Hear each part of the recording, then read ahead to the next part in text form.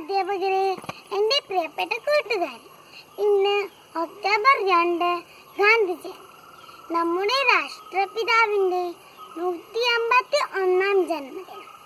പിതാവ് കരംചന്ദ് ഗാന്ധിയുടെയും മാതാവ് പുതലിബായിയുടെയും 4ാമത്തെ മകനായിരുന്നു ഗാന്ധിജി. 1869 ഒക്ടോബർ 2 ഗുജറാത്തിലെ പോർബന്തറിലായിരുന്നു ഗാന്ധിജിയുടെ ജനനം.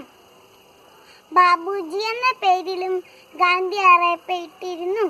എന്നാൽ മോഹൻദാസ് കരംചന്ദ് ഗാന്ധി എന്നായിരുന്നു അദ്ദേഹത്തിൻ്റെ പൂർണ്ണമായ പേര്.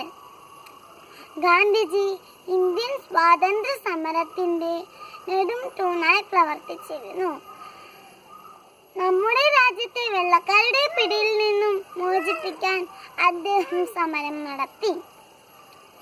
ആദ്യം പ്രവർത്തിക്കുക, പിന്നീട് പറയുക എന്നതായിരുന്നു ഗാന്ധിജിയുടെ തത്വം.